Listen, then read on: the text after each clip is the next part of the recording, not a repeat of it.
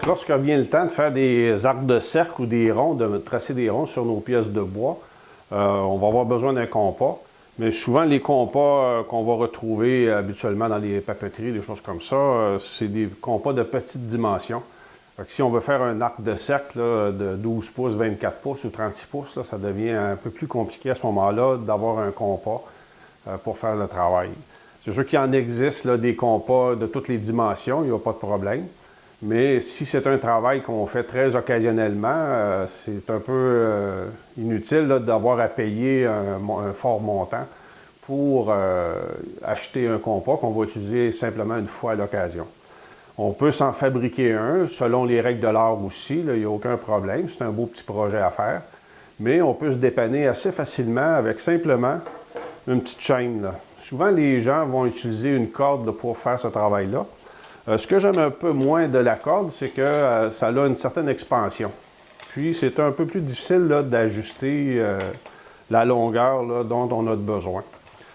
Ici, dans le fond, là, avec simplement une petite chaîne, puis moi, j'ai pris une petite attache qu'on peut facilement ajuster la longueur. Donc, avec ce principe-là ici, là, on peut faire un arc de cercle, puis de venir ajuster la longueur précisément, simplement en venant tourner la petite partie ici, qui donne un peu d'expansion ou de rétention à notre chaîne à ce moment-là.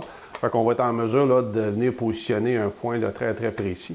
Puis à ce moment-là, ça devient très facile là, de faire notre arc de cercle ou de simplement faire un rond là, sur notre pièce de travail.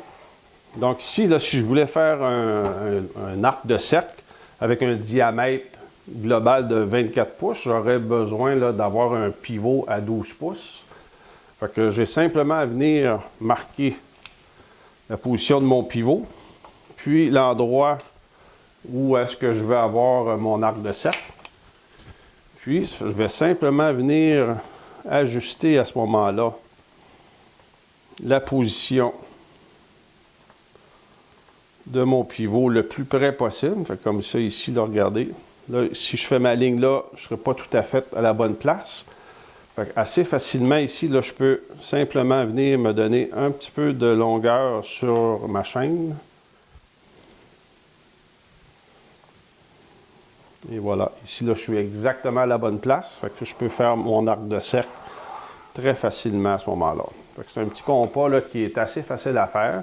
Fait que si j'avais un rond de petit diamètre à faire, là, ça devient très simple aussi. Là.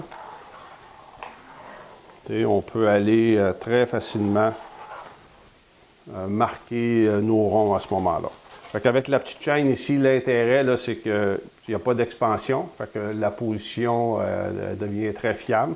Moi, j'utilise simplement une vis là, à titre de pivot. Ça va très, très bien.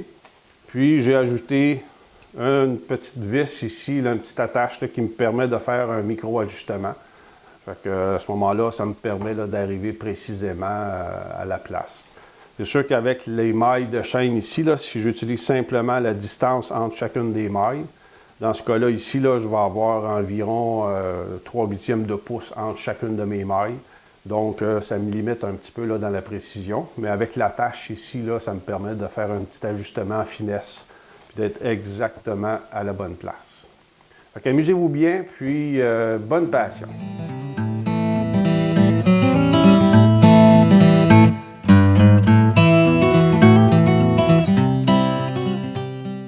À travers nos cours en ligne, vous pouvez apprendre plusieurs techniques dans le travail du bois.